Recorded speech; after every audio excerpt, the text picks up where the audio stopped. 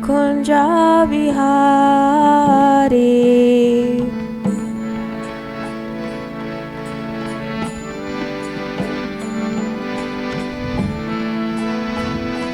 Jaya Radha Madhava Kunja Vihari.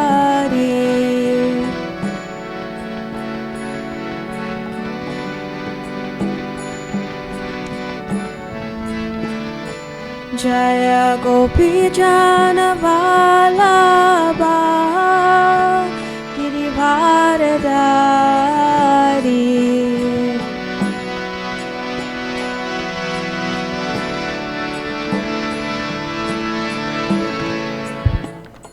Jaya Gopi Jana Vallabha Girivardhari.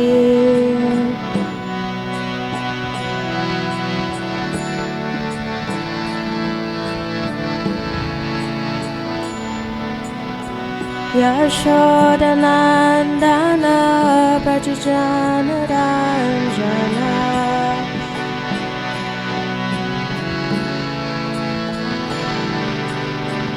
Yashoda Nandana Brajajana Ranjana.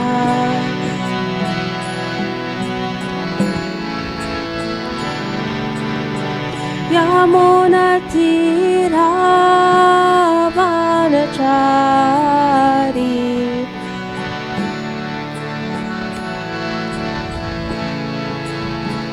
Yamuna Tira Vanachari.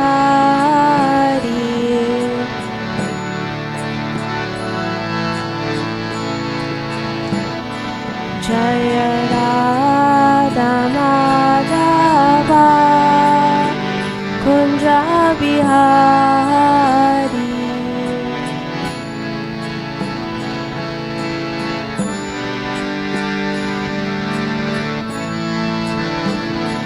Jaya Shri Krishna Chaitanya Prabhu Nityananda Shri Advaita Gadadhar Shivasadi Gaura Bhaktavrinda.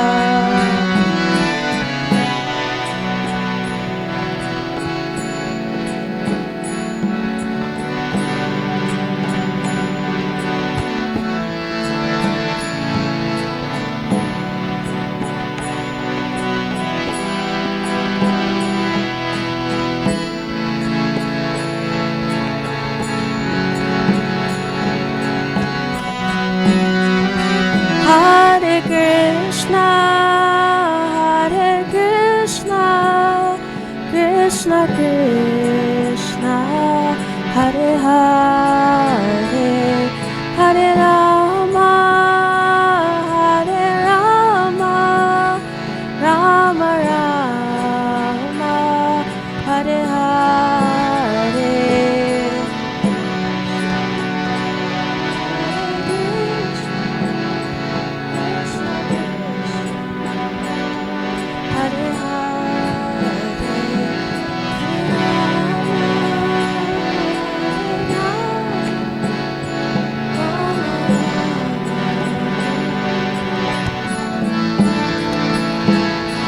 Hare Krishna, Krishna Krishna, Hare Hare, Hare Rama, Rama, Hare Hare.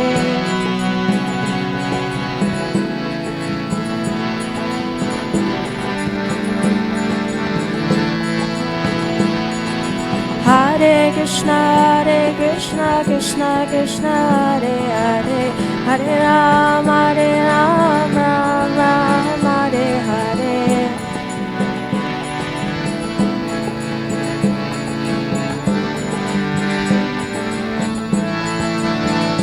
Hare Krishna, Krishna Krishna, Hare Hare, Hare Rama, Hare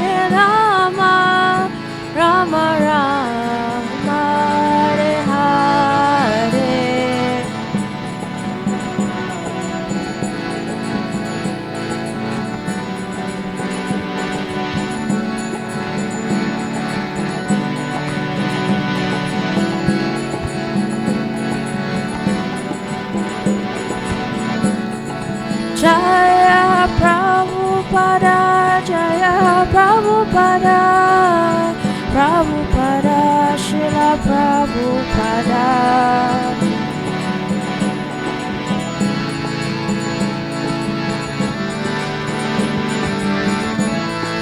Prabhupada, Prabhupada, Prabhupada, Jaya Jaya Prabhupada.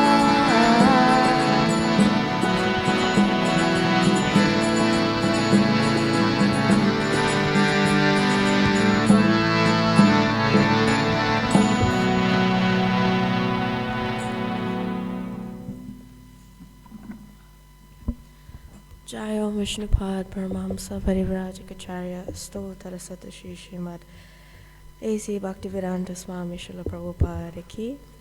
Jai Om Vishnupad Paramahamsa Parivrajikacharya Stotra Satashi Srimad Bhakti Siddhanta Saraswati Goswami Maharaj Prabhupada Ki. Ananta Koti Vaishnavrinda Ki. Namacharya Srila Haridas Thakur Ki.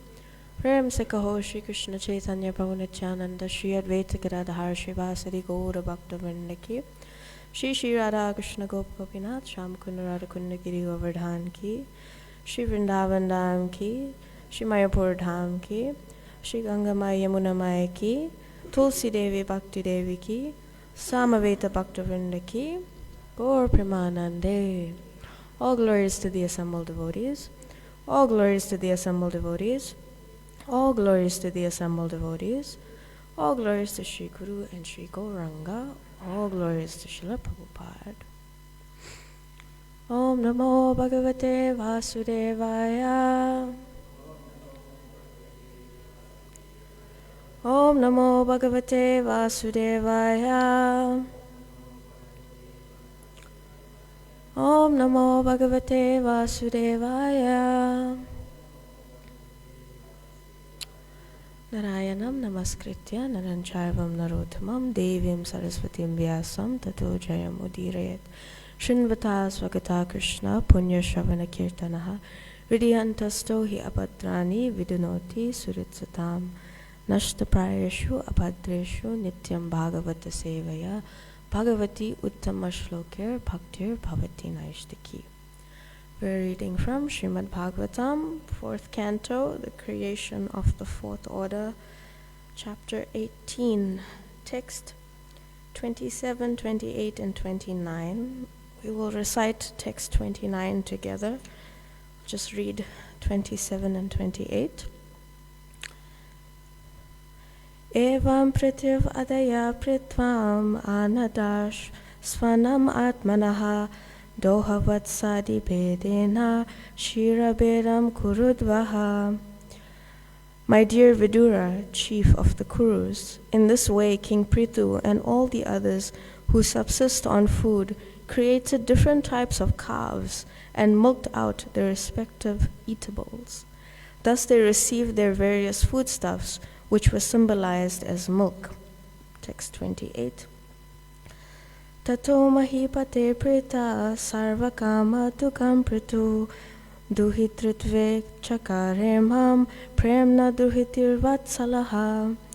Thereafter King Prithu, who was very satisfied with the planet Earth, for she sufficiently supplied all food to various living entities. Thus he developed an affection for the planet Earth, just as if she were his own daughter. 29. Churnayan Sva Danush Kotya Giri Kutani Rajarat Bhumandalam Idam Vainya Prayas Chakre Samam Vibhu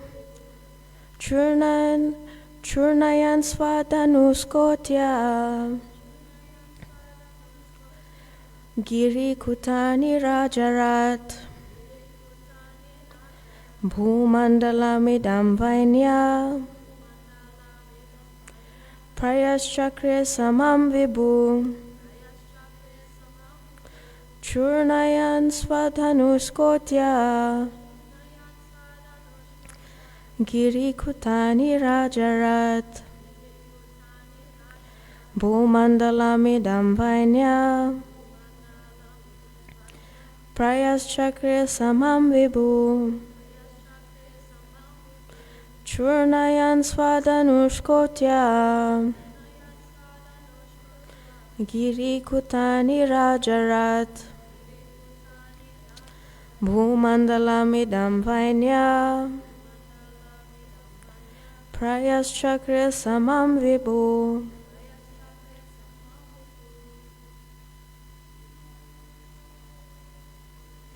Churnayan svadanushkotya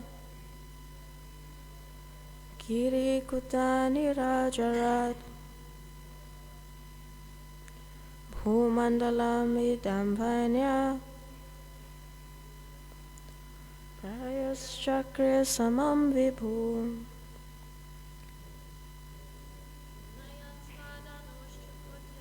Churnayan svadanushkotya Giri kutani rajarat Bhumandalamidam vainya Prayaschakre samam vibhu Churnayan svadanushkotya Giri kutani rajarat Bhumandalamidam vainya Prayaschakre samam vibhu Churnayan, making into pieces. Sva, his own. Dhanu kotya, by the power of his bow. Giri, of the hills. Kutani, the tops. Rajarat, the emperor. Bhumandalam, the whole earth. Idam, this. Vainyaha, the son of Vena. Prayaha, almost. Chakre, made. Samam, level. Vibhu, the powerful. Translation. After this, the king of all kings, Maharaj Prithu, leveled all rough places on the surface of the globe by breaking up the hills with the strength of his bow. By his grace, the surface of the globe almost became flat. Purport. By his divine grace, Srila Prabhupada. Generally, the mountainous and hilly portions of the earth are made flat by the striking of thunderbolts. Generally, this is the business of King Indra of the heavenly planets. But King Prithu, an incarnation of the Supreme Personality of Godhead, did not wait for King Indra to break up the hills and mountains, but did so himself by using his strong bow. Om Jnanatimirandasya Jnananjana Shalakaya Chakshur Unmilitam Mena Tasmai Shri Guruve Namaha. Shri Chaitanya Manobishtam Stapitam Bhutale Swayam Rupa Kadamayam Tadati Swapadantikam Vandeham Shri Guru Shri Uthapada Kamalam Shri Gurun Vaishnavamscha Shri Rupam Sagrajatam Sahagana Raghunathan Vitam Tam Sajivam Sadvaitam Savadutam Parijana Sahitam Krishna Chaitanya Devam Shri Radha Krishna Padan Sahagana Lagita Shri Vishakhan Vitamscha. Hey Krishna Karuna Sindhu Dina Bandhu Jagatpate Gopesha Gopika Kanta Radha Kanta Namastute Tapta Kanchana Gaurangi Radhe Vrindavaneshwari Vishabhanu Sute Devi Pranamami Hari Priya Vanchakalpatarubhyascha Kripa Sindhubhya Evacha Patitanam Pavanebhyo Vaishnavebhyo Namo Namaha. Jai Shri Krishna Chaitanya Prabhu Nityananda Shri Advaita Gadadhar Shivasari Gaura Bhaktivinoda. Hare Krishna Krishna Krishna Hare Hare Hare Rama Rama Rama Hare Hare. After this, the king of all kings, Maharaj Prithu, leveled all rough places on the earth, on the surface of the globe, by making up the hills, by breaking up the hills with the strength of his bow.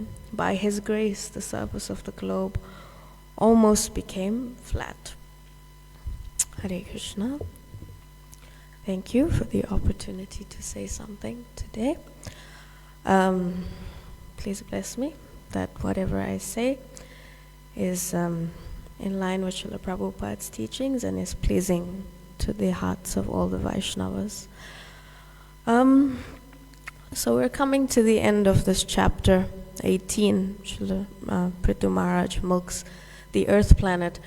And for the last few chapters, we've been hearing a lot about yajna and sacrifice.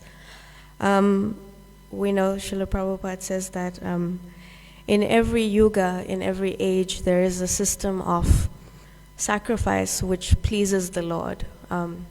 We are meant to do something specific in each age as a form of dharma to please Krishna. In the previous ages, it was, meditation and fire sacrifice and deity worship, so on and so forth.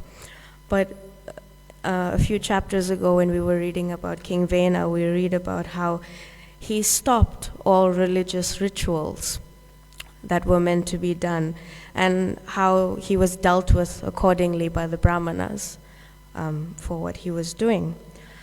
So we understand, Srila Prabhupada says many times in the purports that, the essence is that when yajna is performed to Lord Vishnu, then everything falls in line. Because we were reading as well how this material world, it's a place of reform. We come here because we have, fallen from the spiritual world. We come to reform and hopefully purify ourselves and go back.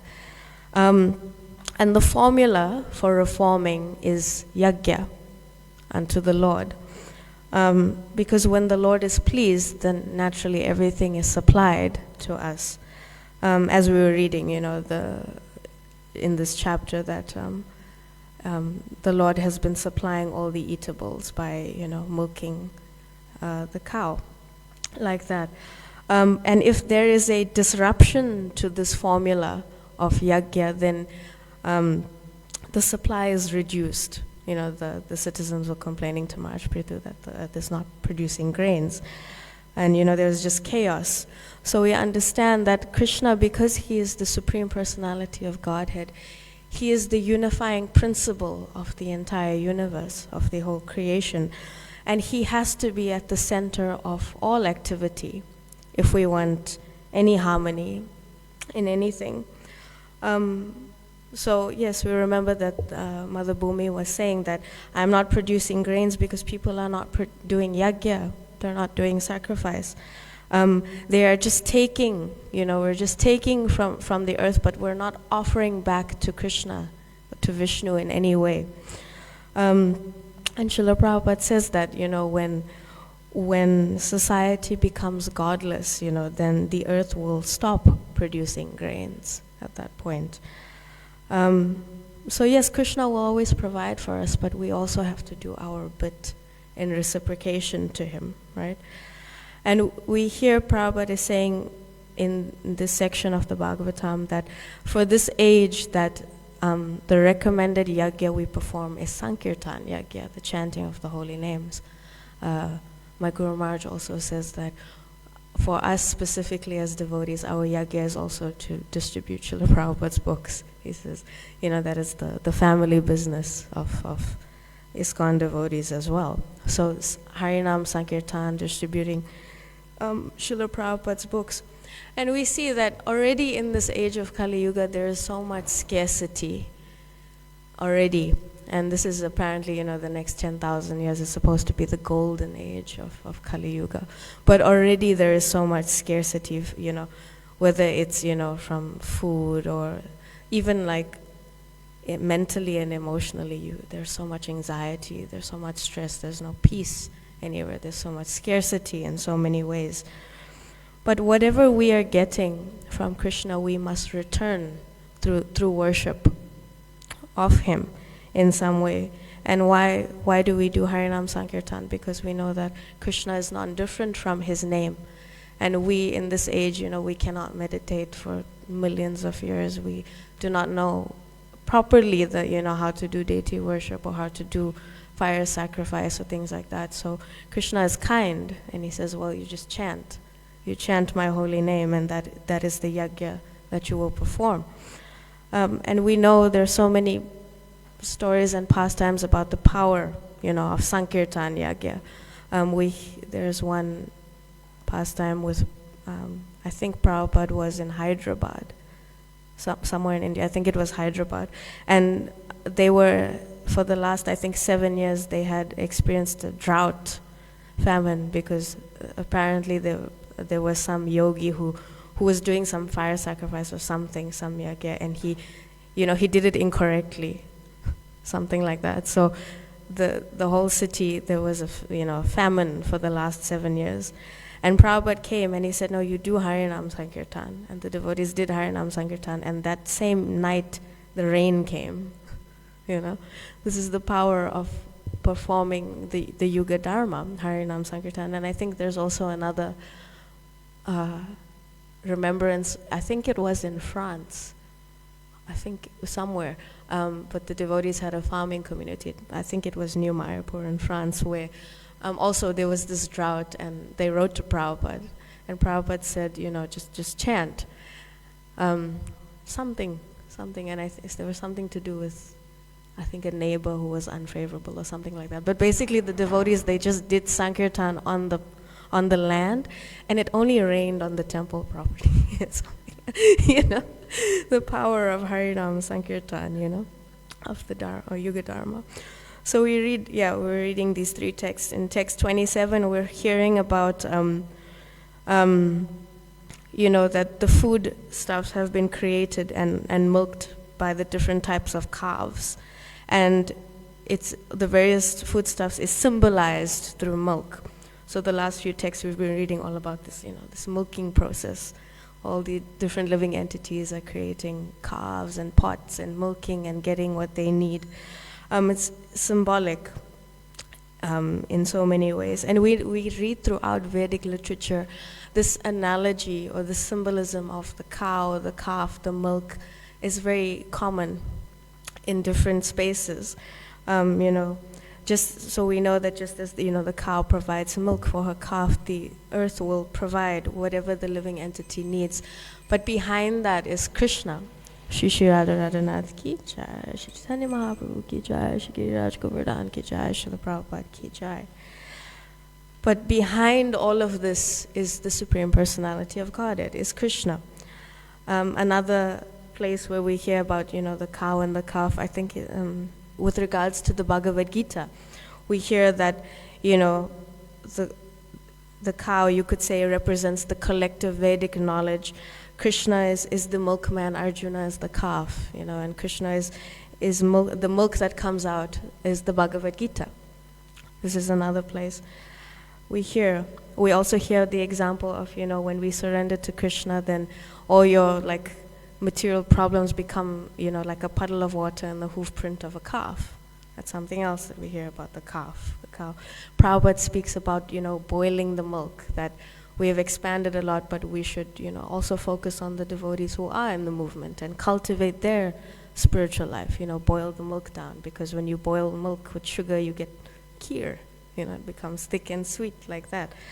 And even Krishna, he's Govinda, he's Gopala, the protector of the cows, the cowherdmen, the gopis. Go is cow, but go is also the senses. So you could see in this way that, this analogy of the cow, yes, the milk is there, and Krishna is, the Lord of the cows, but the Lord of the senses. So through his arrangement, the senses of all the living entities are being pleased in this way, Prabhupada speaks about, cows and milk so much. He says how milk is so important because it develops the finer tissues of the brain. He also many times refers to milk as liquid religion. In the first canto, in the 17th chapter in the purport, Prabhupada says that, when we milk the cow, it also means that you are drawing the principles of religion in liquid form. And for someone who follows the Vedic principles, it's their duty to have cows in their home, because not just for drinking milk, which keeps you strong, but when you do this, you derive religious principles through this. And also how a cow's milk is very important for Vedic sacrifice. It's a key ingredient, right? And when you perform sacrifice, then you become happy. This is the importance of performing Vedic sacrifice. And also just for the cow and the calf, that when the cow sees the calf, she is very happy, so she gives as much milk as she can, in this way. So the symbolism of milk is very interesting, and how, it provides sustenance on so many levels, not just physical, in that way. And then in text 28, we read about how King Prithu is now very satisfied with the Earth planet, because she has now, sufficiently supplied all the foodstuffs to all the living entities. And because he is so pleased, he develops an affection for the Earth planet, just as if the Earth planet were his own daughter. So we can understand also in spiritual life that, it's about having a reciprocal relationship with the Lord. The previous verse we were talking about the milk, and how that Prabhupada is saying that in the first canto, that when you perform sacrifice, you become happy because you're engaging with the Lord in some way. And it's through reciprocation that love grows in that way, right? So our performance of sacrifice, when we perform our dharma or the yuga dharma, this is how our love for the Lord grows, our relationship grows. Because as we're reading in these few verses, that Krishna, he reciprocates as the living entity needs. He doesn't, as Rukmini was saying in her class, he doesn't push you to just have one kind of relationship with it. Whatever level you're on, whatever conditioning you have, Krishna will provide what you need. He will reciprocate with you. And naturally, this verse, when we read it, I was thinking of in Bhagavad Gita, the 14th chapter, Krishna says that I am the seed-giving father of all living entities. In a letter to Kirtanananda, when Kirtanananda was, trying to acquire the land of New Vrindavan, he was writing to Prabhupada, and they were talking about at that time, the owner of the land. I think his name was Mr. Rose, something like that. And this man, he had this idea. He only wanted to give the devotees a certain portion of the land because he wanted to create this, unified kind of space for everyone to come and just, do their thing and practice how they wanted to practice. He wanted to create this, all-inclusive kind of place. And, the devotees were pushing, no, give us the whole thing, So Prabhupada was saying in a letter to Kirtanananda, but discussing about this point of being non-sectarian, he says that, that you should know that Krishna is non-sectarian because he says this, that I am the seed-giving father of all, Prabhupada says, all 8,400,000 species of life that are visible within the material creation. Krishna says, I am the father of all of them.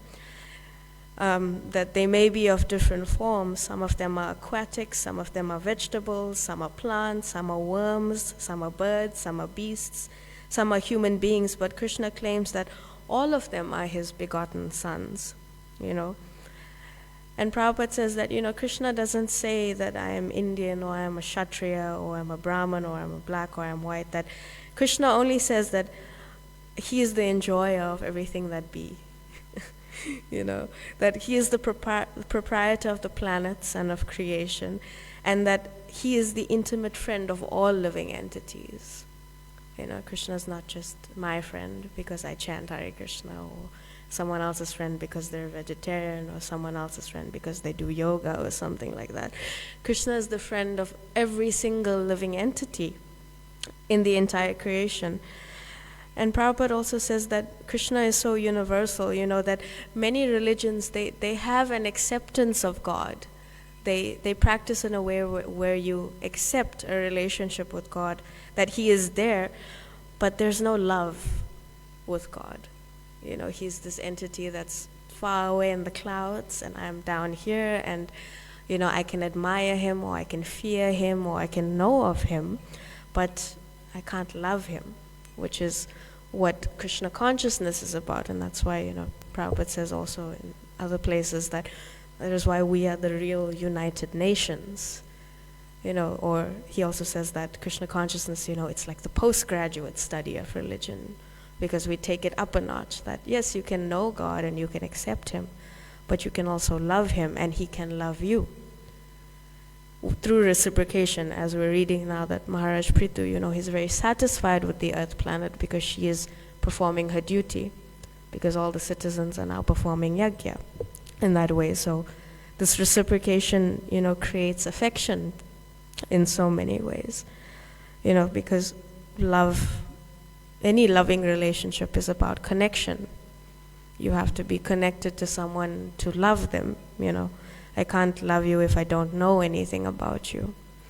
And there also needs to be some direct involvement in someone's life if you're going to love them, So we see, yes, as this leads up to the next verse, text 29, that Krishna, sometimes he has to get, or not sometimes, a lot of the time he has to get directly involved in your life.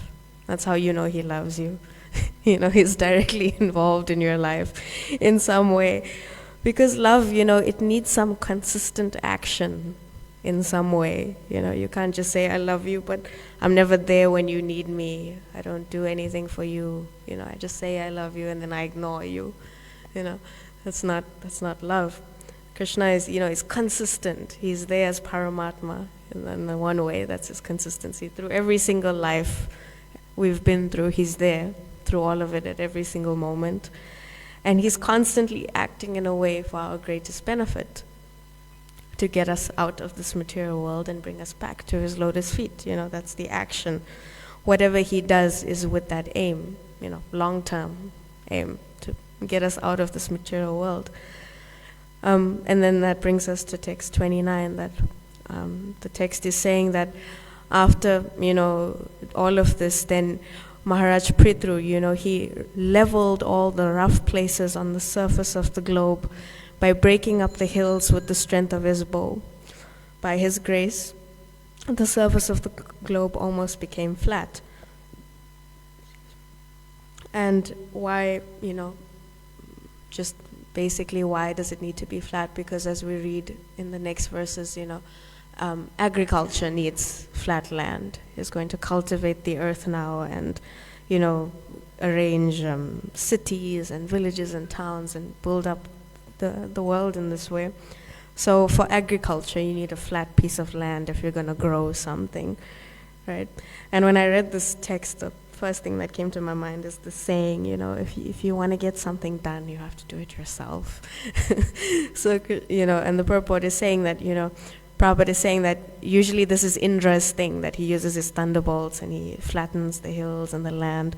But Prithu didn't wait for Indra, he just did it himself,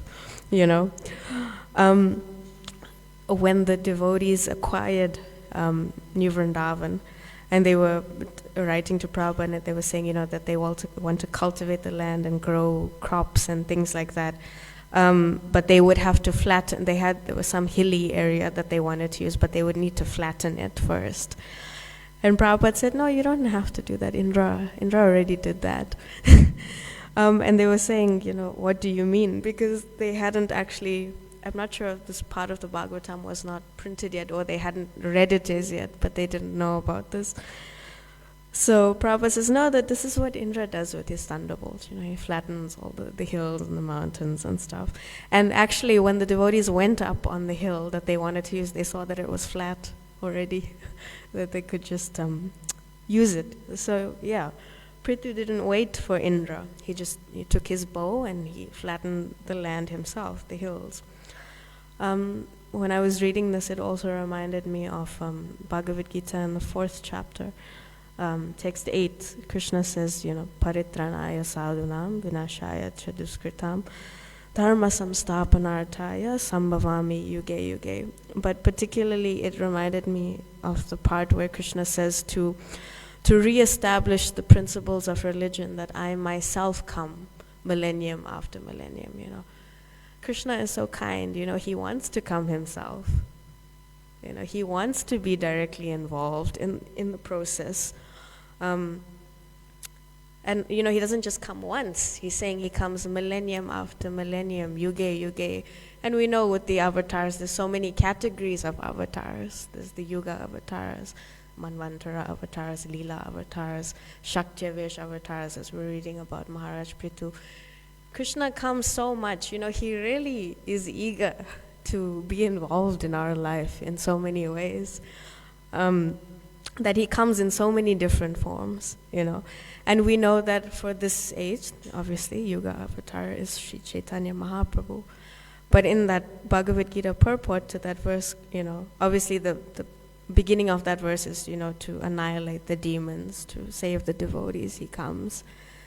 His primary reason is for the devotees, and the side thing is just, I'll kill a few demons on the side, just to keep me occupied. But Prabhupada says in that purport that when Lord Chaitanya comes, he does not come to kill. He delivers by his causeless mercy. Because Kali Yuga, if, where do you draw the line? Then you'd kill everybody, everyone is so sinful in this age.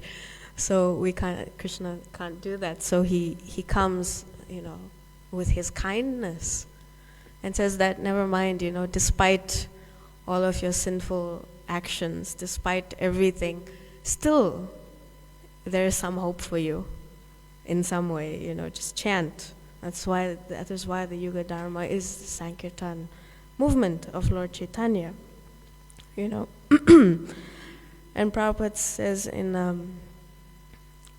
he was giving a class in Mayapur, and he says that, the purpose of the Krishna consciousness movement is to teach people how to take shelter of Krishna.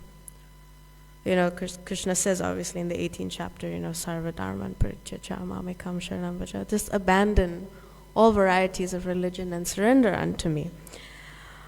But when Krishna speaks like this, sometimes we have this tendency to think that God is partial in some way, that he favors certain people and not others, that he only takes care of the devotees. And Prabhupada says in this conversation that no, that is not the case.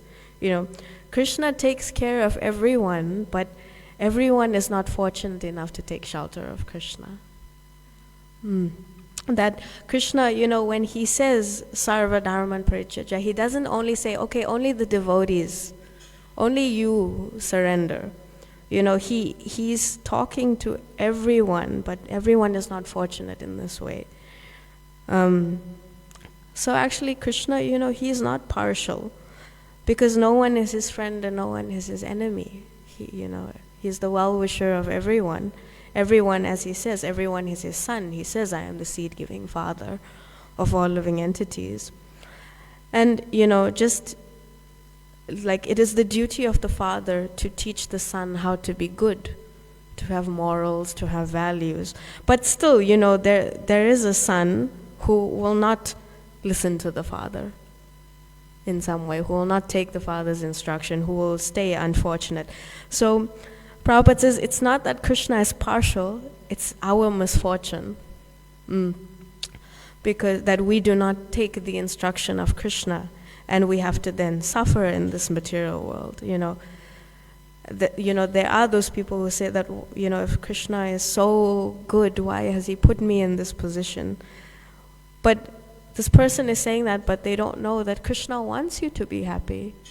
Krishna wants you to be peaceful. Krishna wants you to be satisfied, And Krishna has given the instruction on how to be happy, how to be peaceful, how to be satisfied. Krishna has given all of this, but I am the one who's not taking Krishna's instruction, and I'm suffering. It's not that the knowledge doesn't exist. The knowledge exists. It's there.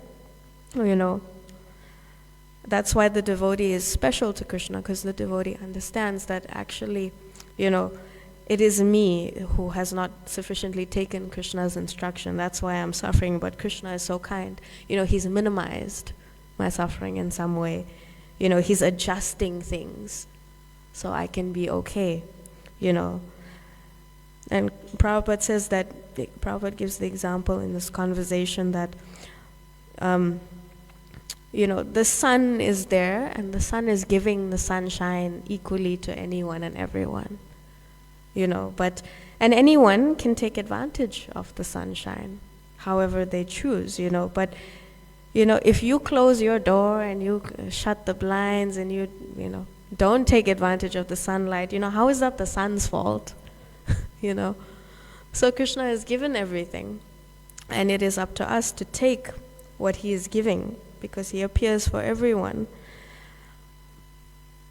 And Prabhupada also says that, that unless there is the sanction of Krishna, that you cannot get any benefit. Prabhupada says, by all the machines you have made, all the instruments you have made, all the measures you have invented to counteract your struggle in the material world, the struggle for existence will not be stopped unless Krishna's sanction is there. And if we want Krishna's sanction, ultimately we must perform yajna. We must please Krishna, the Supreme Personality of Godhead, because, when he is pleased, then there is harmony in the world. And this verse also says, by his grace, by his mercy, in other words, by his grace. But to whom does Krishna show his grace? If he is, not partial, if he is equal to everyone like that. Ultimately, it is the devotee who gets the grace of the Lord. Prabhupada says that, Krishna is Bhakta Vatsala. He is not Yogi Vatsala, Jnani Vatsala, Karma Vatsala. He is Bhakta Vatsala, because Krishna can be controlled through love. He can be controlled through bhakti. And Krishna will come just for one devotee if he has to. He doesn't need like a whole community of people to appear for. He will come for one person if that person is a devotee. Amarendra Prabhu was saying, I saw this like little snippet of a class. I'm not entirely sure what exactly the topic was, but he was saying that, if Krishna will come for one devotee, he came for Draupadi. She was alone. He came for Prahlad. He was alone. Gajendra was alone. He will come for a singular devotee. So if Krishna will come for one devotee, why will he not come for me? Why will he not come and offer me his grace? Why will he not come for us? So if Krishna is pleased, then Krishna is ready to offer his grace to us. How do we access that? How do we see that in our life? One way to do that is through prayer. And I have been reading somewhere that it's noted that, prayer is actually about building a friendship with the Lord. It's one way of building friendship with Krishna. That you have to actually sit with Krishna. And, prayer it's not something physical, in the sense that, if I have a friend, I can sit, I can hug them and interact with them and talk to them. But, well, at least for myself, Krishna is not physically manifesting in front of my eyes that I can hug him yet, But, you have to kind of stretch your heart open in a very intimate way, and you have to connect, on a deeper level. And it's through prayer that you can be shaped into someone of faith, because you can actually sit with Krishna on the level that you are at, with all your conditioning and all your faults and all of that. And it's at that level of prayer that Krishna will sit next to you. He doesn't require you to be anything or have achieved any level of purification or, be a GBC person or whatever. You can be whoever you are, and you can pray to Krishna and he'll sit next to you, and he'll speak to you. And that's also a form of interaction with the Lord, of yajna, of sacrifice. It's a reciprocal relationship that we build with the Lord in this way. And if we reciprocate with the Lord, then He will always be pleased with us, because, Krishna is known as Bhavagrahi Janardana. That means he sees the intention with everything that we do. So prayer is one way of, I may not have the words, I may not know what the action is, but this is the way I can show you my intention, like that. And hopefully Krishna will be pleased with us in some way. So these are my little thoughts on the subject. I will stop here. Anyone wants to correct, add? Ravindra Swarup Prabhu.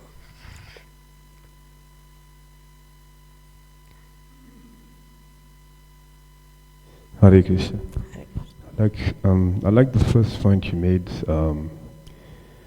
whereas when Krishna provides all like fruits, vegetables, and whatever, we have to give back to Him. But also, when the Lord when the Lord provides us with all these type of things, not for us to enjoy, but we have to reciprocate with Him by offering all the things back to Him. So. That's very nice. Thank you. Yeah, that's why we eat prasadam. Whatever we get, we offer back to Krishna first. Even you see people who are bathing in the holy rivers, the Ganges or the Yamuna, they take the little palm of water and they offer it back. It's like a little gesture. Anyone else? Rukmini.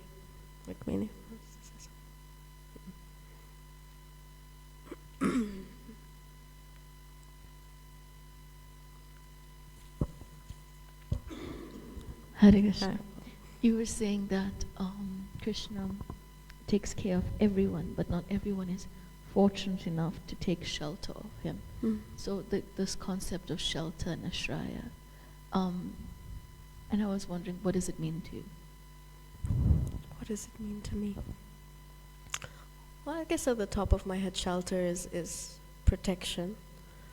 But also, like, shelter is a space where I can find belonging with someone, where I can sit and I can reveal my heart exactly as it is. I can share my doubts.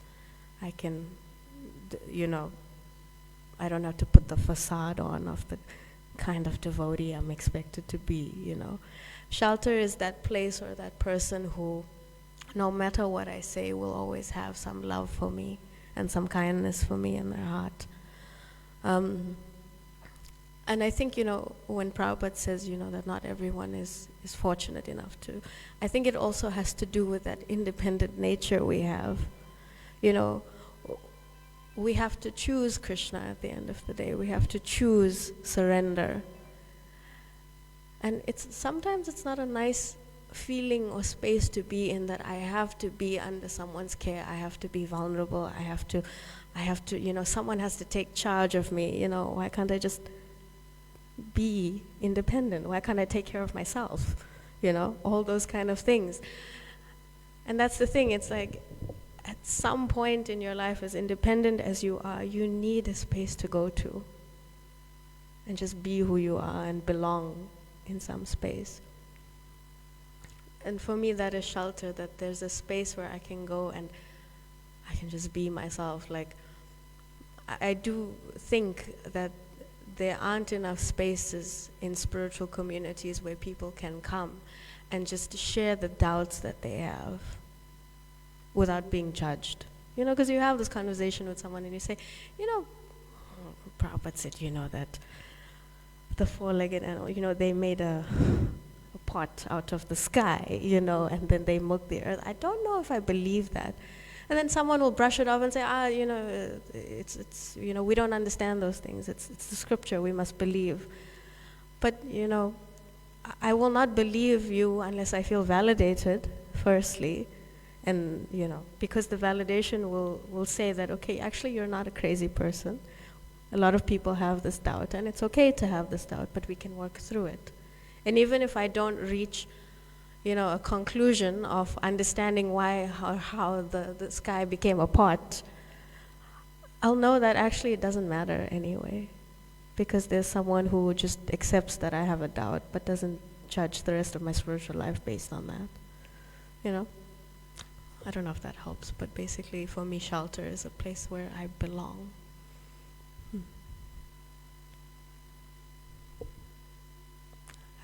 Okay, I think we can close there. Kantaraj Srimad Bhagavatam ki jai.